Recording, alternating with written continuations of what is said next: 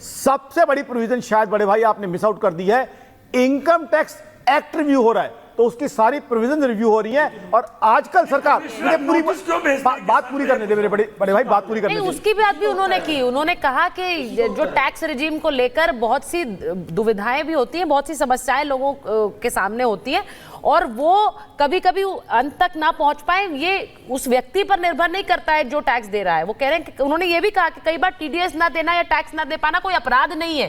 ये बहुत बड़ी बात कही है निर्मला सीतारमण ने, लेकिन मंशा साफ होनी चाहिए कि वो देना चाह रहे हैं। मैं चंद्रप्रकाश जी, टैक्स स्लैब पर एक बार बात कर लेते, क्योंकि ये बहुत बड़ा बदलाव है और बहुत समय बाद आया है। इसकी उम्मीद तो हर बजट में हम कर रहे थे आकाश जी, लेकिन हाँ एक बार चंद्रप्रकाश। देखिए, टैक्स स्लैब पे आकाश जी ने बहुत ही विस्तार से बताया और मेरे ख्याल से वो काफी बुनियादी बात है कि जो उन्होंने कहा कि भाई इसके लॉ में बदलाव किया जाएगा, मतलब उस पर विचार किया जाएगा, वो सारी चीजें ठीक है। इसके अलावा जो बार बार हम कह रहे थे ना कि राहत राहत राहत, लोगों को महंगाई और वो सारे विषय एड्रेस किए गए हैं। अब जैसे सोने की बात हो रही थी, अभी थोड़ी देर पहले हम लोग बैठे हुए थे, तो अब सोने पे कस्टम ड्यूटी कम किया है इन्होंने, तो आपका गोल्ड का प्राइस पे उसका असर आएगा। इसके अलावा बहुत सारी ऐसी लिस्ट है जिसमें कस्टम ड्यूटी जो विदेशों से जो आती हैं या फिर भारत से जाती है, जैसे कि मोबाइल वगैरह जैसी चीज़ों पे मैं देख रहा था कि कस्टम ड्यूटी बढ़ाई ताकि भारत में उसका उत्पादन बढ़े। तो इस तरीके के जो करेक्टिव मेजर्स हैं वो साफ साफ आपको देखे जा सकते हैं, चाहे वो टैक्स पे हो, चाहे वो प्राइसिंग पे लेके हो, और चाहे वो रेगुलेशन के जो तमाम और जो क्षेत्र हैं उन पे हो। तो ये एक प्रोग्रेसिव बजट है। और जहां तक ये किसानों की शिकायत वाली बात है, देखिए इंडिविजुअल शिकायत की बात, देखिए चंद्रप्रकाश जी, मैं एक चीज कहूंगी, नहीं एक बात मैं कहूंगी कि जब बजट की शुरुआत हुई और निर्मला सीतारमण ने अपना बजट भाषण पढ़ना शुरू किया, तो जो सबसे पहले जिन बिंदुओं पर उन्होंने बोलना शुरू किया वो बिहार और आंध्र प्रदेश को लेकर थे। तो जिसकी हम चर्चा कर रहे थे कि इस बार के जो नंबर रहे हैं चुनाव नतीजों में, उनका एक प्रतिबिंब इस बजट पर नजर आएगा, वो नजर आ रहा है। बिहार को 21,500 करोड़ की परियोजना दी है। शेयर बाजार देखिए, लोग कह रहे थे कि नहीं अमीरों का बजट है, अमीरों की सरकार है, शेयर बाजार लहूलुहान हो रहा है। मैं एक बार बाजार शेयर बाजार में एक मिसनोमर है, 10 सेकंड चाहूंगा आपकी इजाजत से। हुआ क्या है, शेयर मार्केट में कॉर्पोरेट सेक्टर के लिए कोई नुकसान नहीं हुआ। हुआ क्या है, F&O ट्रेडिंग पे सिक्योरिटीज ट्रांजैक्शन टैक्स बढ़ाया गया है। तो ये कहीं ये नहीं बता रहा कि कॉर्पोरेट इंडिया को कोई दिक्कत हुई है। और एंजल टैक्स खत्म किया गया है, उस पर भी आऊंगी। बहुत बड़ा कदम है, बहुत बड़ा कदम है। एंजल टैक्स पूरी तरह खत्म कर दिया। लेकिन एक बार ग्राउंड पर जाते हैं, क्योंकि जो टैक्स स्लैब में नई रिजीम में बदलाव आया है उसका सीधा असर आम जनता पर पड़ेगा। जो बिहार और आंध्र को परियोजनाएं दी हैं उसका सीधा असर सियासत पर पड़ेगा। हम अगर सत्य विजय के पास जाएंगे, हमारे साथ अमरदीप भी जुड़े हुए हैं जयपुर से, और बिहार से हमारे साथ प्रकाश जी भी जुड़े हैं, अगर वो दिखे, महिमा भी हमारे साथ जुड़ी है। लेकिन सत्य विजय, जरा अमरदीप आप पहले बताइए, वहां पर जो टैक्स स्लैब में बदलाव हुआ है उसका क्या असर लोगों पर पड़ रहा है? लोग इस बात से खुश हैं? बहुत लंबे समय से आस लगाए बैठे थे। देखिए, मेरे साथ में युवा हैं और टैक्स स्लैब में जो बदलाव हुआ है उसको लेकर के क्या लोग कहते हैं, युवा क्या कहता है, टैक्स स्लैब में बदलाव किया गया है, युवाओं के लिए कुछ अच्छा बजट रहा है? देखिए, वर्तमान सरकार ने जो टैक्स स्लैब में लाया है वो आम आदमी की राहत के लिए तो है ही, कि एक आम आदमी की वर्तमान आय बढ़ती जा रही है लेकिन उसी प्रकार खर्चे भी बढ़ते जा रहे हैं, तो टैक्स स्लैब के अंदर छूट देना एक बड़ी बात है।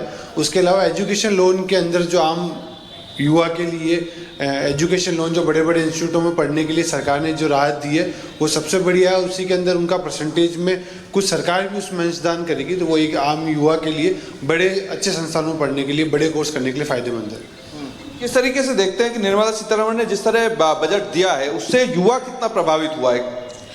आज जो केंद्र सरकार का जो बजट जारी हुआ है वो निश्चित रूप से युवाओं के लिए के सर्वांगीण विकास के लिए बहुत ही ऐतिहासिक बजट है। चाहे मैं महिलाओं और बालिकाओं की बात करूं तो उनके लिए, उनके डेवलपमेंट के लिए शाखा खोलने की बात हो, एजुकेशन की बात हो या स्किल डेवलपमेंट की बात हो, नौकरियों की बात हो, प्राइवेट नौकरियों की बात हो, तो कहीं ना कहीं युवाओं के लिए एक बहुत बेहतरीन बजट है। युवाओं के लिए बजट बेहतरीन है, आप क्या कहेंगे? ये इस देश का बहुत ही बेहतरीन बजट है। जैसा कि निर्मला सीतारमण जी हमारे देश के अंदर लगातार 7वीं बार जो बजट पेश करी है, ये युवाओं के लिए बहुत शानदार बजट रहा है, जिसके अंदर मुद्रा लोन, बजट में क्या खास है? मुद्रा लोन जो पहले 10 लाख था उसको बढ़ाकर अब सरकार ने 20 लाख कर दिया है, तो इससे युवाओं में बहुत ही खुशी की लहर है। तो 10 से 20 किया, ये बड़ी बात है।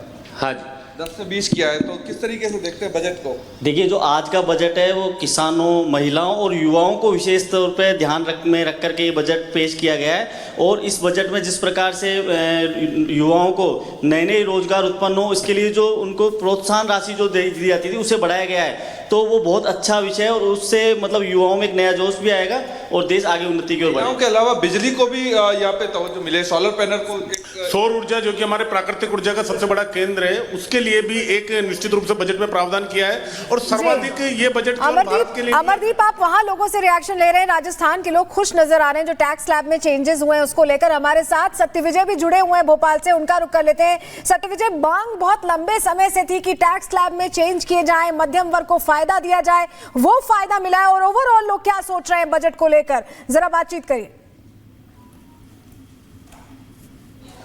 जी हाँ, बिल्कुल। देखिए, बजट पेश हो चुका है, टैक्स स्लैब में भी बदलाव किया है, लेकिन मेरे साथ स्टूडेंट है क्योंकि इस बजट में रोजगार पर सबसे ज़्यादा फोकस किया है।